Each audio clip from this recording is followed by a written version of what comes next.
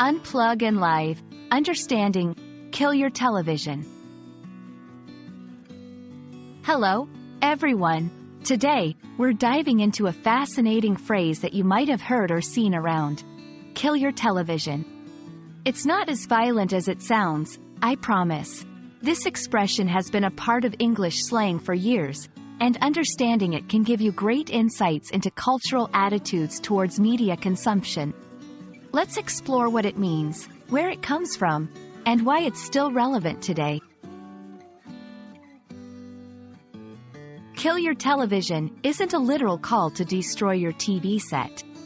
Instead, it's a figurative way of encouraging people to reduce or eliminate their television watching. The phrase suggests that television can be a negative influence on our lives, consuming our time, shaping our perceptions of reality, and distracting us from more fulfilling activities. The exact origins of "kill your television" are somewhat murky, but it gained significant popularity in the 1990s.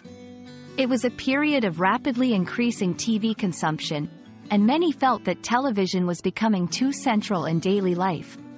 The phrase was adopted by various groups and movements that advocated for a more active, less passive lifestyle, free from the influence of mainstream media. You might wonder why we're talking about this in the age of streaming and social media. Kill your television is more relevant than ever because it can be applied to modern devices and platforms.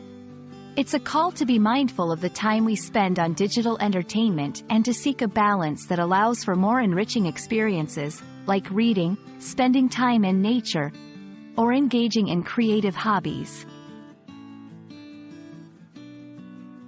Kill your television isn't about hating TV or modern technology. It's a reminder to choose activities that add value to our lives and to be aware of how media consumption can affect us.